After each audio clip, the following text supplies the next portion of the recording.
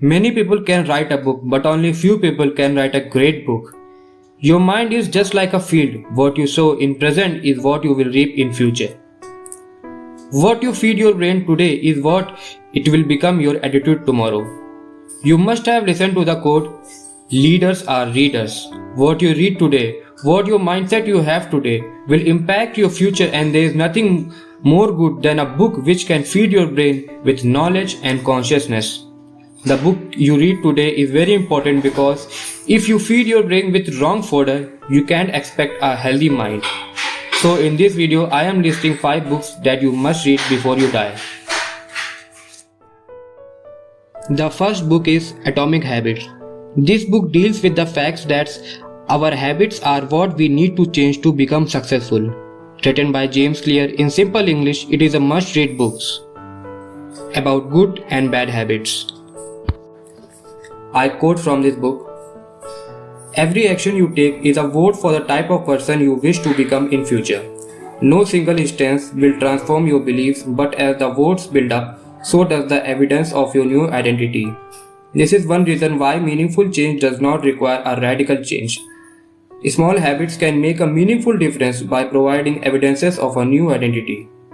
If a change is meaningful, it is actually big, and that's the paradox of making small improvements. The second book is The Stubborn Art of Not Giving a F, written by Mark Manson. This book makes us realize that 99% of our focus is on useless and meaningless things. Why we shouldn't care about the people's opinions and how we can direct our full attention to worthy and important things in our life. I quote from this book, look, this is how it works. You are going to die one day. I know that's kind of obvious, but I just wanted to remind you in case you did forgotten. You and everybody you know are going to be dead soon, and in short amount of time between here and there, you have a limited amount of F's to give. Very few in fact, and if you go around giving F's about everything and everybody without conscious thought or choice, well, then you are going to get F. The third book in the list is How to Win Friends and Influence People, written by Dale Carnegie. This is a psychological book and talks about how to conversate with strangers, how to be social and make more friends, how to deal with people in different situations, and how to have a leadership attitude. I quote from this book, we nourish the bodies of our children and friends and employees, but how seldom do we nourish their self-esteem?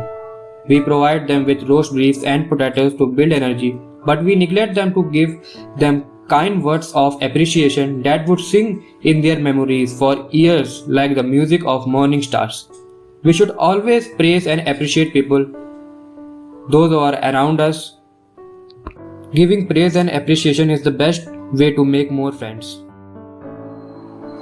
The fourth book in the series is Can't Hurt Me, written by the strongest and hardest man on earth, David Goggins.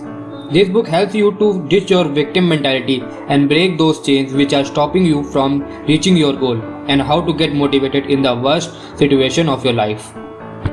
David Goggins says that we are living our life at just 40%, and if you want to reach your full potential, you have to read this book.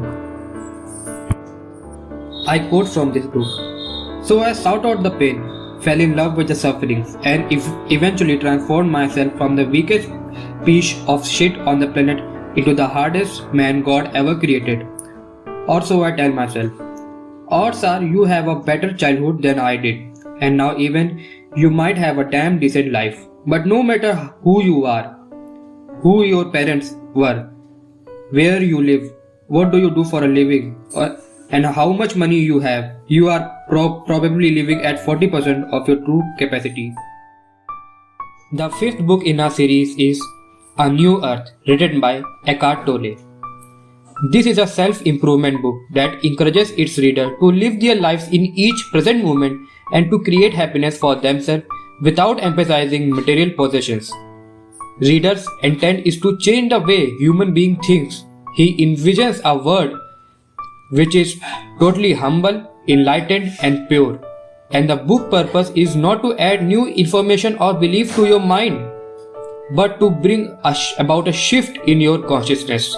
If you want a goal in your life, if you want a divine purpose in your life, you must read this book before you die.